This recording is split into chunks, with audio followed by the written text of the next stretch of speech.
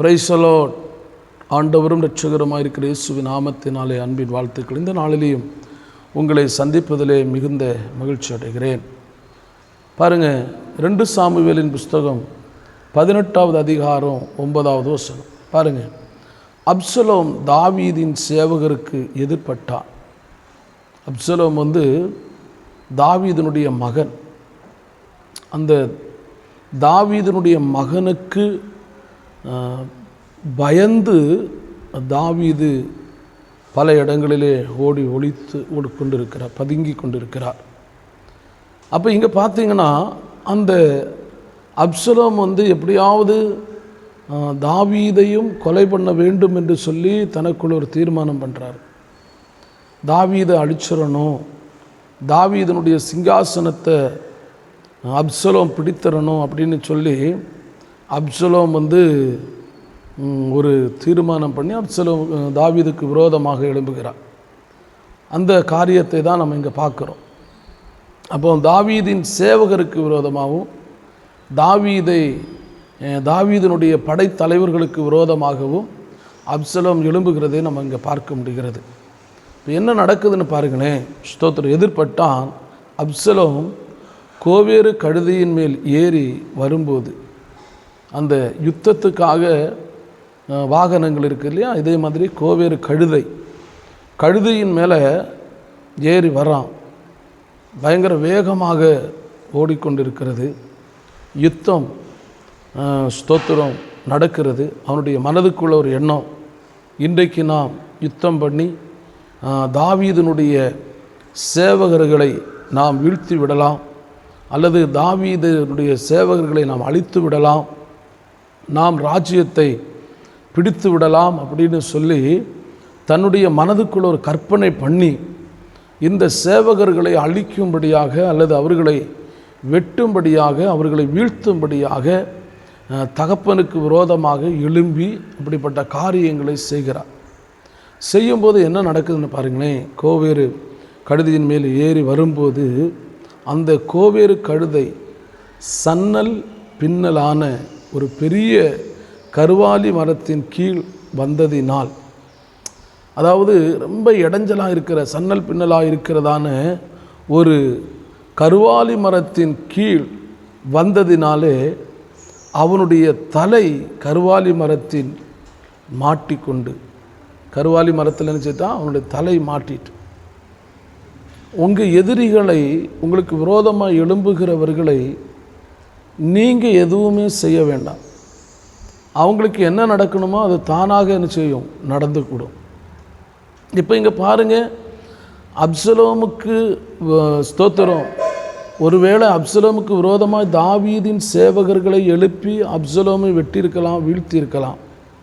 ஆனால் தாவீது ஒரு நாளும் அப்சலோமை வெட்டுவதற்கோ அவனை அழிப்பதற்கோ ஸ்தோத்திரம் முன் வரவில்லை. ஏனென்று சொன்னால் அவன் தன்னுடைய மகன் என்கிற ஒரே காரணத்தினாலேயும் கர்த்தருக்கு பயந்ததினாலேயும் அவர் ஸ்தோத்திரம் அவரை வெட்டுவதற்கு வரவில்லை. ஆனால் இந்த அப்சலோம் தன்னுடைய தகப்பனுடைய சேனைகளை, தகப்பனுடைய போர் சேவகர்களை வெட்டுறார், அவங்கள அழிக்க வர்றார். பாருங்கள், இப்போ என்ன நடக்குன்னா, யாரை அழிக்க வந்தாங்களோ அல்லது யார் இருக்கக்கூடாதுன்னு நினச்சாங்களோ அவங்கள கர்த்தர் வாழ வைத்தார். யாரை அழிக்கணும்னு சொல்லி நினைத்தாங்களோ எழுத்தாங்களோ அவர்களை ஸ்தோத்திரம் என்ன செய்தாங்க அப்படின்னா அவர்களாகவே அழிந்து விட்டார். கவனமாக கேளுங்க. உங்களை ஒருத்தவங்க அழிக்கணும்னு நினைக்கிறாங்க பார்த்தீங்களா, அவங்கள நீங்கள் ஒன்றும் செய்ய வேண்டாம். அவங்களுக்கு எதிராக நீங்கள் எழும்ப வேண்டாம், அவங்களுக்கு எதிராக யுத்தம் பண்ண வேண்டாம். அது என்ன நடக்க வேண்டுமோ அது தானாக நடந்து கொள்ளும். அப்போ இங்கே சொல்லப்படுது பாருங்கள், கருவாலி மரத்தின் கீழ் வந்ததினால் அவனுடைய தலை கருவாலி மரத்தில் மாட்டிக்கொண்டு அவன் வானத்துக்கும் பூமிக்கும் நடுவே தொங்கினான். அவன் ஏறி இருந்த கோவேறு கழுதை அப்பாலை போயிற்று. பார்த்தீங்களா, அவன் ஏறி இருந்த வாகனம் அப்பால போயிற்று. அவன் வானத்துக்கும் பூமிக்கும் கீழே தொங்குகிறான்.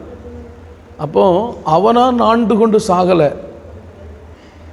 அவனுடைய இஷ்டத்துக்கு அவன் சாகலை, தானாகவே அவன் நாண்டு கொண்டு சாகிறான். அவன் நினச்சி பார்க்காத நேரத்தில் அவனுடைய மரணம் இருக்கிறது.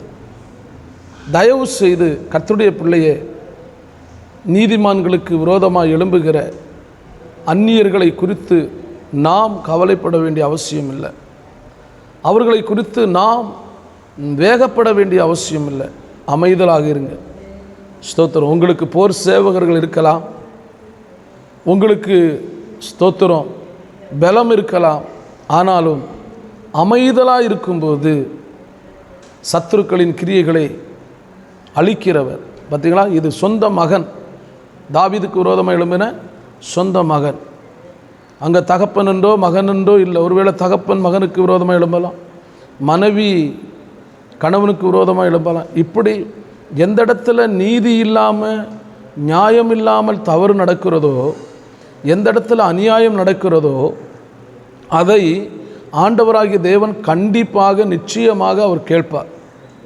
அதை கேட்காம விடவே மாட்டார். மனுஷன் கேட்காம விட்டுறலாம், ஆனால் சர்வ வல்லமையுள்ள தேவனாகிய கர்த்தர் அதை கேட்பார். போயிட்டு பாருங்க.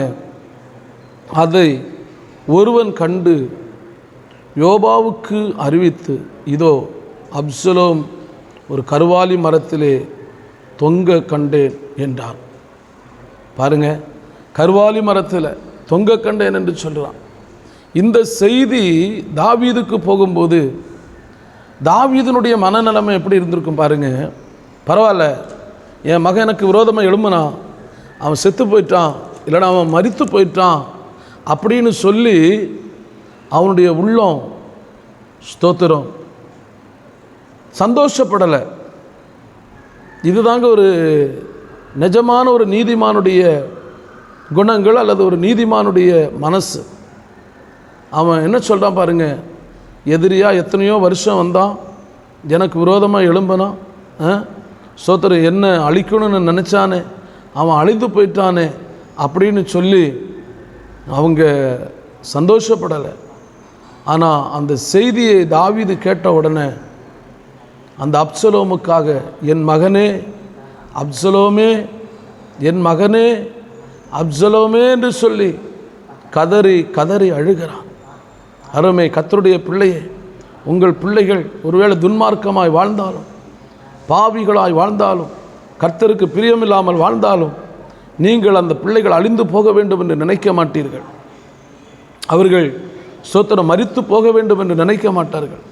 அப்படிப்பட்ட மனிதர்கள் ஸ்தோத்திரம் நல்லா புரிஞ்சுக்கோங்க, அவங்க விடுவிக்கப்பட வேண்டும் என்று சொல்லி அவங்களுக்காக ஜெபம் பண்ணுவீங்க. அருமையான கர்த்தருடைய பிள்ளையே, இந்த நாட்களில் சொல்லுகிறேன், அப்சலோமை போல தகப்பனுக்கு விரோதமாய், தாய்க்கு விரோதமாய், குடும்பங்களுக்கு விரோதமாய் எழும்புகிற அநேக மனிதர்கள் இன்றைக்கு இருக்கிறார்கள். அப்படிப்பட்டவர்கள் மனம் திரும்ப வேண்டும், மனம் திரும்ப வேண்டும். உடைய மூர்க்க குணங்களை விட வேண்டும், உங்களுடைய பிடிவாத குணங்களை விட வேண்டும். தயவு செய்து மனம் திரும்பினால் மட்டுமே உங்கள் வாழ்விலே நன்மைகளை காண முடியும். அதனால் நீங்கள் மனம் திரும்புங்க, கர்த்தர் உங்களை ஆசீர்வதிப்பார். மனம் திரும்பும்போது தீர்க்க ஆயுசு கொடுத்து சுகத்தை கொடுத்து உங்களை எல்லாவித நன்மைகளினாலே வாழ வைக்கட்டும் என்று வாழ்த்தி ஆசீர்வதிக்கிறேன். கர்த்தர் தாமே உங்களை ஆசீர்வதிப்பாராக. ஆமென்.